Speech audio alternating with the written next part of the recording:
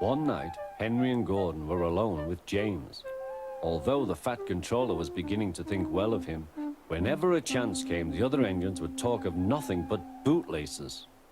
"Remember the time one had to be used to get you out of trouble, James?" they would tease.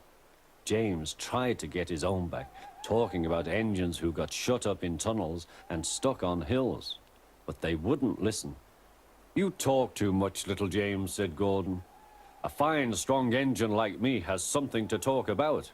I'm the only engine who can pull the express. When I'm not there, they need two engines. Think of that. I've pulled expresses for years and have never once lost my way. I seem to know the right line by instinct." Every wise engine knows, of course, that the signalman works the points to make engines run on the right lines, but Gordon was so proud he had forgotten. "Wake up, James," said Gordon next morning. "It's nearly time for the express." "What are you doing? Odd jobs?" "Oh, well, we all have to begin somewhere, don't we? Run along now and get my coaches. Don't be late." James went to get Gordon's coaches. They were all shining with lovely new paint. He was careful not to bump them, and they followed him smoothly into the station, singing happily, "We're going away, we're going away." "I wish I was going with you," said James. "I should love to pull the express and go flying along the line."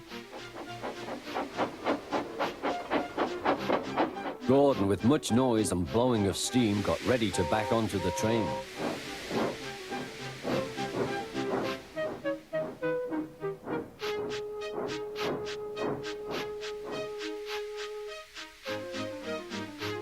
The Fat Controller was on the train with other important people, and as soon as they heard the guard's whistle, Gordon started. Look at me now," he puffed, and the coaches glided after him. "Poop, poop, poop, poop, poop. Goodbye, little James. See you tomorrow." James watched the train disappear and then went back to work. He pushed some trucks into their proper sidings and went to fetch the coaches for another train. James had just brought the coaches to the platform when he heard a mournful noise. There was Gordon trying to sidle into the station without being noticed. "Hello, Gordon. Is it tomorrow?" asked James. Gordon didn't answer. He just let off steam feebly. "Did you lose your way, Gordon?" said James. "No, it was lost for me. I was switched off the main line onto the loop. I had to go all round and back again." "Perhaps it was instinct," said James. Meanwhile, all the passengers hurried to the booking office. "We want our money back," they shouted. But the Fat Controller climbed on a trolley and blew the guard's whistle, so loudly that they all stopped to look at him. Then he promised them a new train at once.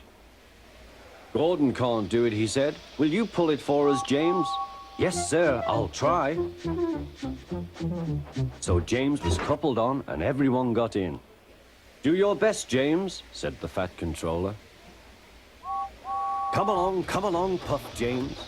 You're pulling as well, sang the coaches.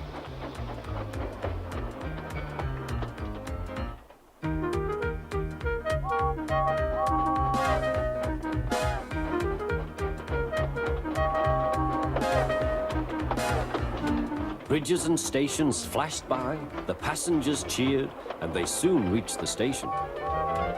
Everyone said thank you to James, and the Fat Controller was very impressed. "Well done," he said. "Would you like to pull the express sometimes?" "Yes, please," answered James. Next day, when James came by, Gordon was pushing trucks. "I like some quiet work for a change," he said. "I'm teaching these trucks manners. You did well with those coaches, I hear." "Good, we'll show them." And he gave his trucks a bump. James and Gordon are now good friends. James sometimes takes the express to give Gordon a rest. Gordon never talks about bootlaces, and they are both quite agreed on the subject of trucks.